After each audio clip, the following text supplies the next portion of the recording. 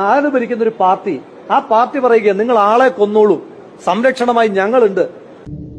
നീ ചെകുത്താൻ വേദമോതുന്നത് കേട്ടിട്ടുണ്ടോ? നിഖിൽ പൈലി ഇപ്പോഴും വാഴത്തോപ്പിലെ മണ്ഡലം പ്രസിഡന്റായി തുടരുന്നുവെങ്കിൽ ആ സംഘടനാ ശരീരത്തിൽ ചോരയുണ്ട്. അതിന്റെ നേതൃസ്ഥാനത്ത് നിൽക്കുന്ന നിങ്ങളുടെ ഓരോരുത്തരുടെയും കയ്യിൽ ചോരയുണ്ട്. ആരുടെ ചോര?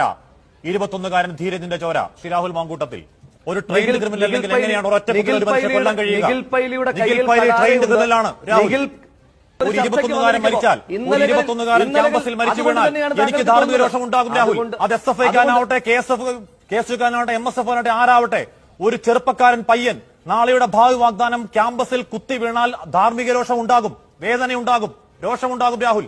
അദ്ദേഹത്തിന്റെ കയ്യിൽ കടാര ഉണ്ടായിരുന്നു എന്നുള്ള ഏത് റിപ്പോർട്ടിന്റെ അടിസ്ഥാനത്തിലാണ് താങ്കൾ പറയുന്നത്? മനുഷ്യനെ കുത്തിക്കൊന്ന ഒരാളെയാണ് രാഹുൽ ന്യായീകരിക്കുന്നത്, ഓർക്കണം. എന്റെ കയ്യിൽ കടാര ചോദിച്ചല്ലോ. ഒരു മനുഷ്യനെ കുത്തിക്കൊന്ന നിഖിൽ പൈലി രാഹുൽ ന്യായീകരിക്കുകയാണ്. ഞാൻ ന്യായീകരിക്കുന്നില്ല. പിന്നെന്താണ് ചോദിക്കുന്നത്?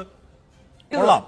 ഒറ്റക്കുത്തിന് ഹൃദയത്തിൽ തുളയിട്ട് കൊന്ന നിഖിൽ പൈലി അങ്ങയുടെ ഭാഷയിൽ നിരപരാധി, ആരെയോ ചവിട്ടിയ കൊടും കുറ്റവാളി. നിക്കട്ടെ, ഞാൻ എത്താം രാഹുൽ. അങ്ങനെയാണെങ്കിൽ 3 സെന്റ് എന്റെ രാഹുലെ ഞാൻ നമിക്കുന്നു. എന്റെ രാഹുലെ ഞാൻ നമിക്കുന്നു. ഹൃദയത്തിലാണ് 3 സെന്റിമീറ്ററിലുള്ള കുത്ത്. ഒരു മനുഷ്യൻ മരിച്ചു കിടക്കുമ്പോഴാണ് പറയുന്നത്.